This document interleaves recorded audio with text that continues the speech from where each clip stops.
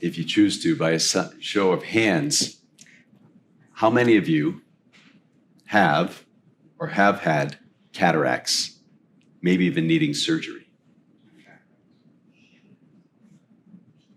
Cataracts, right. Of the eyes, yes. So a few of you, okay. Well, if you're not familiar, most of us will develop cataracts kind of over a fairly long period of time. But for Tobit, a devout Jewish man, it happened to him in a matter of hours. As I was saying to some of the guys earlier, he picked the wrong place to sleep. And God would use this visual impairment to teach Tobit and all those around him. For those of you who haven't experienced the cataract problem, usually first notice it while driving at night.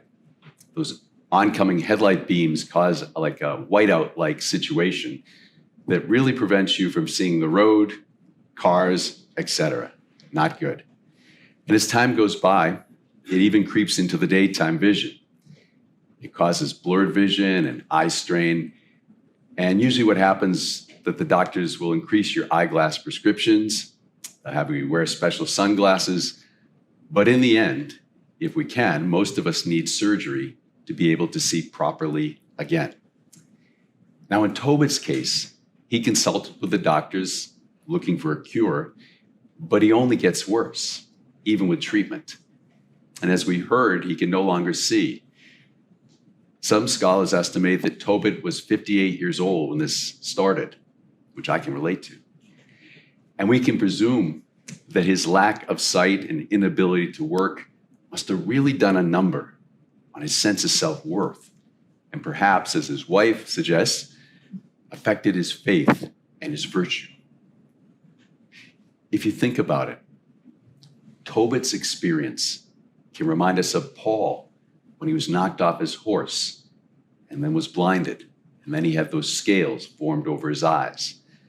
Or maybe it reminds you of another holy man, Job, and all that he endured, and countless other people in the Bible, like the woman who had the bleeding disorder for so long. From time to time, our spiritual vision becomes impaired like Tobit's. Sometimes we get distracted by the busyness of life, or sometimes we're confused by conflicted teachings regarding the practice of our faith. And other times, it's because of our culture's message predominating and pushing away the true teachings of Jesus and the Catholic Church. And lastly, sometimes our spiritual vision becomes blurred because of our inattention or temptations to place the world's rewards before God. So here's the good news, since we didn't get to the end of Tobit's story. In the end, Tobit's vision is restored. However, some scholars estimate that it took 8 years. It's a long time. But like Job, Tobit persisted in prayer to God, and his faith was rewarded. It's a great lesson for all of us and for those we know. God sent the angel Raphael to lead Tobit's son Tobias on a mission that results in the restoration of Tobit's vision.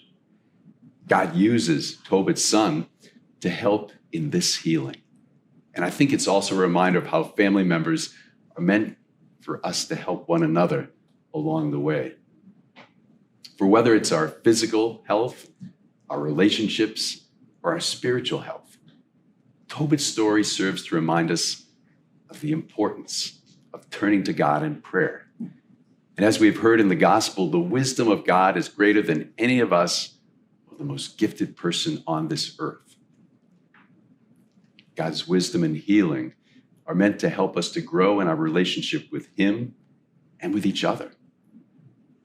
But as Father Fred said in a homily on Sunday, it's not enough to know about God.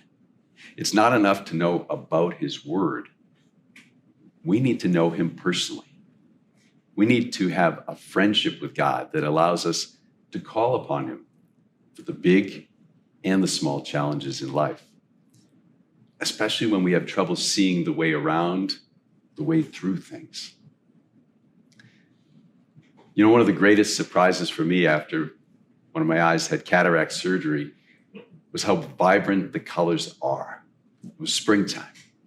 And everything went from a blandness, almost like a gray look, to a high-def vibrancy of blues and reds and yellows and greens. That's what God offers us too.